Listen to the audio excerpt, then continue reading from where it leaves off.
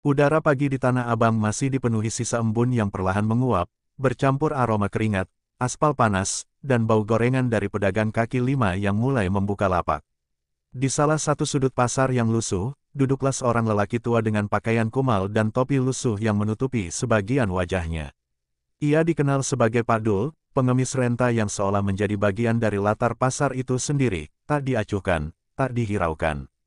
Tangannya gemetar ringan saat mengulurkan kaleng bekas, menandakan harapan pada setiap orang yang lewat, sementara tatapan matanya tampak kosong. Namun di balik sorot lelah itu, tersembunyi kilatan tajam yang mengamati setiap detail, transaksi gelap di lorong sempit, kode rahasia antar preman, hingga gerak-gerik mencurigakan dari orang-orang yang mengira mereka tak sedang diawasi. Setiap langkah kaki, teriakan pedagang, hingga suara logam bergesekan di rel troli menjadi musik latar bagi misi rahasianya.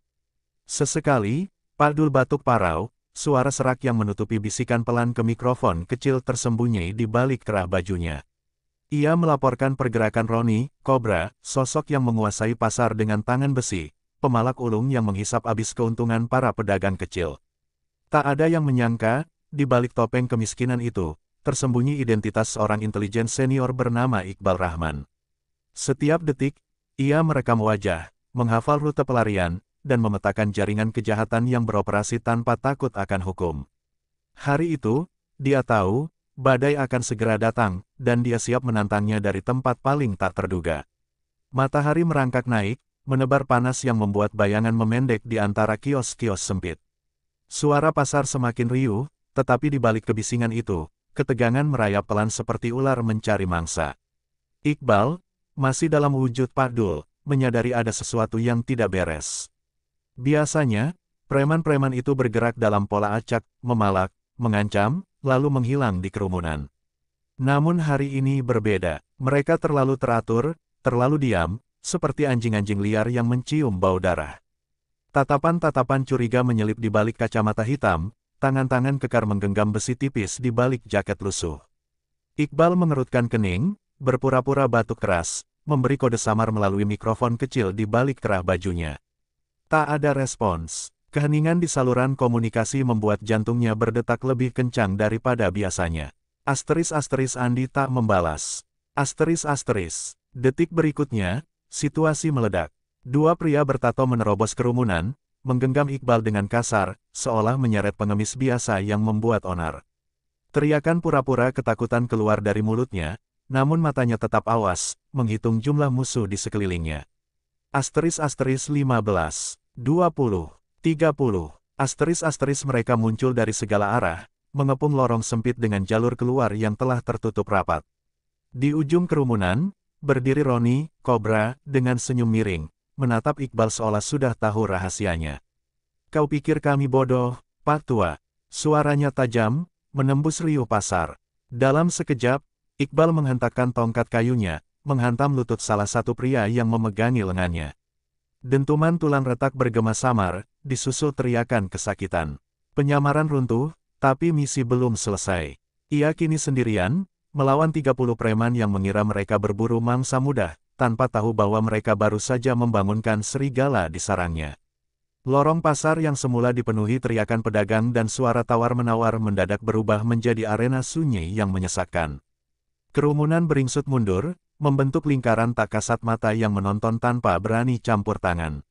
Iqbal berdiri di tengah, napasnya tenang meski keringat menetes dari pelipis, bercampur debu dan sisa minyak goreng di lantai. Di tangan kirinya, tongkat kayu tua yang kini bukan sekadar alat bantu, melainkan senjata mematikan.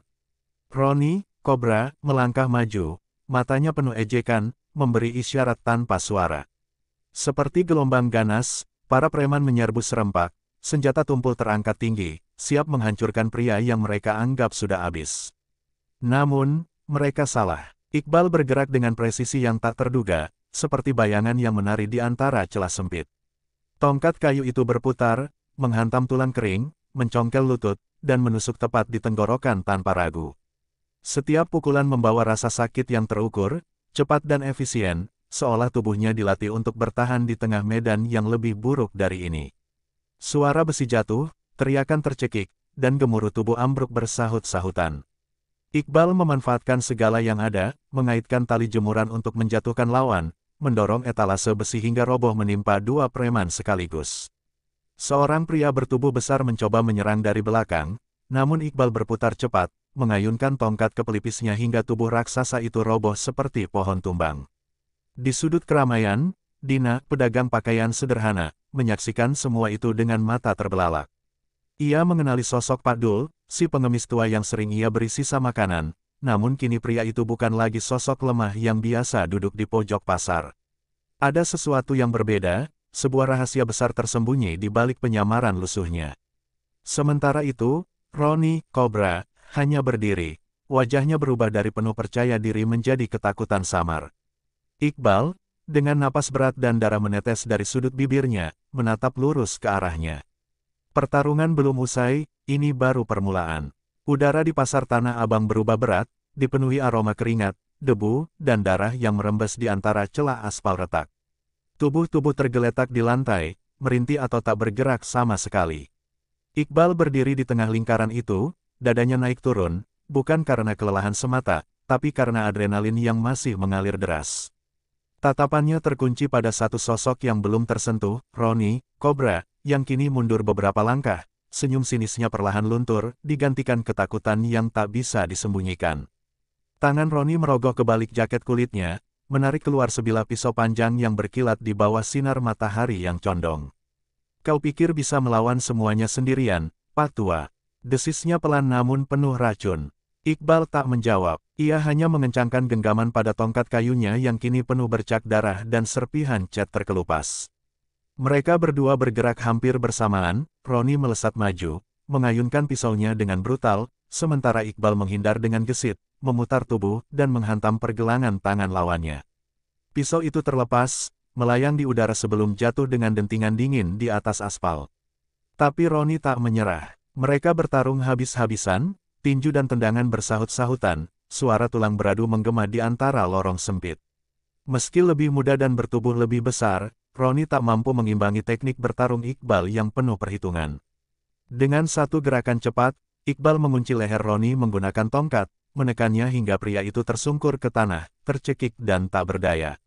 Di tengah keheningan yang tersisa, suara langkah pelan terdengar.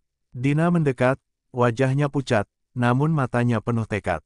Ia menatap Iqbal dengan kebingungan, mencoba memahami bagaimana seorang pengemis tua bisa berubah menjadi sosok seperti itu. Siapa sebenarnya kau? Suaranya lirih, nyaris tenggelam di antara desiran angin.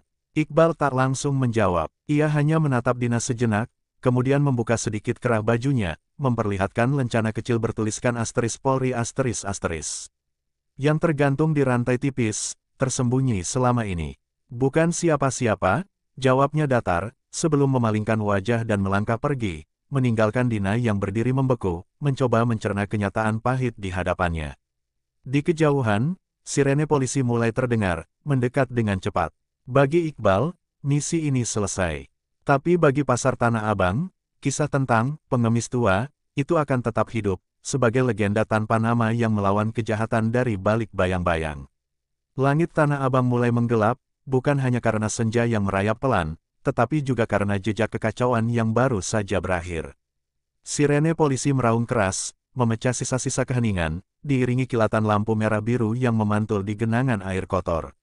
Anggota polisi berlarian, menahan sisa-sisa preman yang masih bisa bergerak, menodongkan senjata ke mereka yang mencoba melawan. Namun, di tengah hiruk-pikuk itu, Iqbal berjalan perlahan, tubuhnya diselimuti keheningan yang tak tersentuh. Tak ada sorak kemenangan, tak ada tepuk tangan. Hanya langkah berat yang meninggalkan jejak samar di aspal berdebu. Salah satu rekan sesama Intel, Andi, menghampiri dengan wajah penuh kecemasan. Iqbal, kenapa kau bertindak sendirian? Kami kehilangan kontak, teriaknya, suaranya tenggelam di antara sirene dan teriakan para tahanan. Iqbal berhenti sejenak, menoleh tanpa ekspresi. Karena kadang, sinyal bukan satu-satunya yang hilang di lapangan, balasnya datar. Kata-kata itu seperti beban yang lebih berat dari luka di tubuhnya, luka fisik bisa sembuh, tapi tidak dengan luka yang tak terlihat. Ia menatap pasar yang perlahan kembali hidup, para pedagang mulai berbenah, pura-pura seolah kekacauan tadi hanyalah bagian dari rutinitas harian mereka. Asteris-asteris seolah tak ada yang berubah. Asteris-asteris. Di sudut lain, Dina masih berdiri membisu, matanya mengikuti Iqbal yang menjauh. Ada sesuatu yang tertinggal di benaknya, bukan rasa takut, melainkan campuran kekaguman dan kesedihan. Pria itu bukan sekadar pahlawan tanpa nama, dia adalah simbol dari sesuatu yang lebih besar, lebih rumit. Dina melangkah maju, menghampiri Iqbal sebelum benar-benar menghilang di balik barikade polisi. "Terima kasih," ucapnya pelan, sederhana tapi penuh makna. Iqbal berhenti, menoleh sekilas, lalu mengangguk singkat tanpa sepatah kata pun. Ia tahu, perjuangannya tak butuh ucapan terima kasih. Karena dalam dunia yang gelap ini, pahlawan sejati tak selalu dikenang, mereka hanya meninggalkan jejak yang tak kasat mata di hati orang-orang yang sempat melihat mereka berjuang. Dan di Tanah Abang, jejak itu akan terus hidup, bersama riuh pasar yang tak pernah benar-benar sunyi. Malam itu, pasar Tanah Abang kembali tenggelam dalam hiruk-pikuk yang tak pernah padam. Suara langkah kaki, teriakan tawar-menawar, dan deru kendaraan yang melintas di luar pasar tak pernah berhenti. Namun, ada yang berbeda. Ada sebuah ruang kosong di antara riuh itu, sebuah ketegangan tak terlihat yang menyelimuti tempat itu. Polisi telah menguasai lokasi, mengumpulkan bukti, dan menginterogasi para tahanan. Tapi mereka tak pernah tahu, siapa yang sesungguhnya melawan mereka. Asteris-asteris siapa yang memberi mereka perlawanan tanpa nama. Asteris-asteris. Iqbal sudah jauh. Ia berbaur dengan kerumunan, menyatu dengan bayang-bayang di malam yang kelam. Wajahnya yang penuh luka lecet dan tubuh yang kelelahan kini hanya bayangan samar di antara lampu-lampu jalan yang redup. Misi sudah selesai, tapi ada rasa kosong yang tak bisa ia jelaskan. Ia tahu, seperti biasa, tak ada tepuk tangan atau penghargaan yang menunggu. Seperti biasa, ia akan kembali menghilang, membawa semua rahasia yang telah dilakukannya. Di dalam dirinya, tak ada rasa bangga, hanya kelelahan yang terus menumpuk, sementara dunia yang lebih besar tetap berputar tanpa peduli. Dina yang baru saja menutup kiosnya, merasa seolah ada sesuatu yang masih menggantung di udara. Ia tahu, meskipun tak pernah ada percakapan panjang antara dirinya dan Iqbal, ada koneksi yang lebih dalam dari sekadar saling tahu. Ia berdiri sejenak di pintu kios, menatap jalan yang gelap. Baginya, pasar ini bukan hanya tempat mencari nafkah, melainkan tempat cerita-cerita tersembunyi terjalin. Iqbal adalah bagian dari cerita itu, seorang pahlawan yang tidak butuh pengakuan, yang berjuang bukan untuk dirinya, tetapi untuk mereka yang tak mampu melawan sendiri. Dalam keheningan malam, Dina berbisik pelan, seolah berharap bahwa kata-kata itu bisa menjangkau Iqbal yang entah di mana, semoga dunia ini sedikit lebih baik karena kau. Namun, di ujung jalan yang sepi, di tempat yang tak tampak oleh siapapun, sebuah mobil hitam berhenti. Seorang pria dengan jas hitam rapi melangkah keluar, memandang ke arah pasar yang mulai kembali hidup. Matanya tajam, penuh perhitungan, dan sedikit curiga. Ia mengeluarkan telepon dari sakunya, menghubungi seseorang. Operasi berjalan lancar, namun, ada yang menarik tentang Pak Dul. Kita harus terus memantau. Suaranya tenang, penuh kewaspadaan. Mobil itu berbelok, melaju menuju kegelapan malam, meninggalkan pasar yang masih berdenyut, seolah tak pernah ada yang benar-benar selesai. Iqbal, di balik bayang-bayang, mendengar semuanya. Tak ada yang benar-benar selesai. Malam semakin larut, dan lampu-lampu jalan yang redup semakin membuat pasar Tanah Abang terasa jauh lebih sunyi daripada biasanya. Suara kendaraan yang berlalu di kejauhan semakin meredup, menyisakan keheningan yang penuh dengan rasa takut yang tak terucapkan. Iqbal berjalan dengan langkah ringan, tubuhnya menyatu dengan bayang-bayang, menembus lorong-lorong pasar yang sudah mulai lengang. Tapi ada sesuatu yang terasa janggal malam ini. Ia bisa merasakan tatapan yang berbeda, sebuah rasa yang seperti mengintai dari balik tembok. Seperti ada yang sedang mengamatinya, meski tak ada siapa-siapa yang terlihat. Kepalanya sedikit pusing, tubuhnya lelah, dan hati terasa hampa.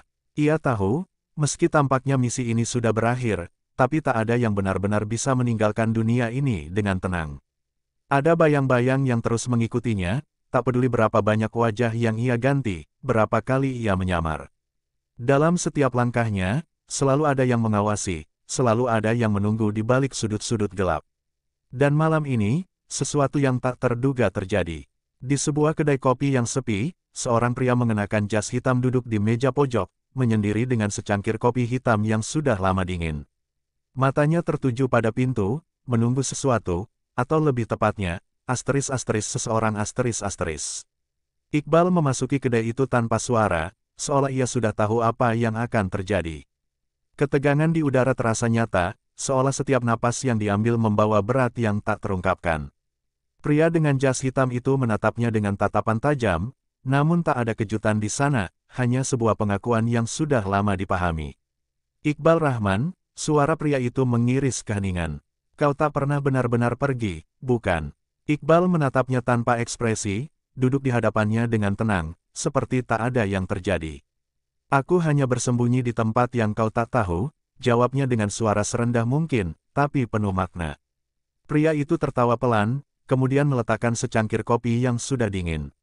Misi ini sudah selesai, tapi permainan kita belum berakhir. Senyum tipis muncul di bibir Iqbal. Aku tak bermain permainanmu. Pria itu mengangkat alis, seolah tak percaya. Kau pikir, aku tak tahu siapa yang sebenarnya kamu lawan. Kau pikir, ini hanya tentang pasar Tanah Abang. Suara pria itu lebih dalam, lebih berat, seolah ada sesuatu yang lebih besar yang sedang terungkap. Kami selalu mengawasi, Iqbal. Kami tahu siapa yang kau lawan, dan kami tahu bahwa kau tak akan berhenti sampai semua ini selesai.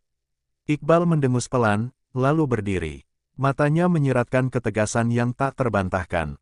Aku hanya melawan kejahatan. Kau ingin membuktikan siapa yang benar, silakan. Tapi aku sudah cukup bermain di dunia ini. Dengan kata-kata itu, Iqbal berjalan keluar, meninggalkan kedai yang kini terasa lebih sempit dan lebih penuh dengan rahasia yang tak terungkap. Di luar, malam semakin dalam, dan pasar Tanah Abang kembali menjadi apa adanya, tempat di mana dunia bertemu dengan keadilan, dan kadang, kehilangan. Namun, langkah Iqbal kali ini terasa lebih pasti. Ia tahu, meskipun tak ada yang tahu namanya, tak ada yang tahu siapa dirinya sesungguhnya, perjuangannya akan terus berlanjut, di tempat yang tak terduga, dengan cara yang tak terkatakan. Karena di dunia ini, keadilan tak akan pernah mati, bahkan jika hanya ada satu orang yang berani berdiri untuk itu. Dan ketika matahari terbit keesokan harinya, pasar Tanah Abang tak akan pernah tahu bahwa seseorang yang tak dikenal telah mengubahnya selamanya.